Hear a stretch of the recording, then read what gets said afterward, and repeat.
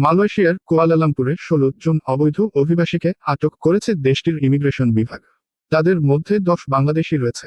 স্থানীয় সময় শুক্রবার ২১শে জুন দেশটির রাজধানীর তামান মেলাটি এলাকার একটি শপিং মলে অভিযান চালিয়ে তাদের আটক করা হয়। এ সময় ২ জন স্থানীয় নাগরিককেও আটক করে ইমিগ্রেশন বিভাগ। আটকদের মধ্যে ১০ জন বাংলাদেশি, ইন্দোনেশিয়ার ৪ জন এবং ভারত ও পাকিস্তানের ২ জন নাগরিক রয়েছেন। আটকদের বয়স ২২ থেকে ৪৫-এর মধ্যে। এছাড়া স্থানীয় ২ জন নিয়োগকর্তাকেও আটক করা হয়েছে।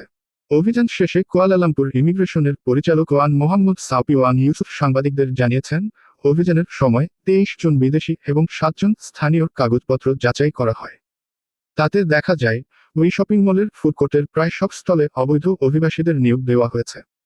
তিনি আরও জানান, ইমিগ্রেশন অ্যাক্ট ১৯৫৯ বিভাজন ৬৩, পাসপোর্ট অ্যাক্ট ১৯৬৬ এবং ইমিগ্রেশন রেগুলেশনস ১৯৬৩ এর অধীনে ডকুমেন্টেশন ও তদন্তের জন্য আটকদের কুয়ালালামপুর ইমিগ্রেশন কমপ্লেক্সে রাখা হয়েছে।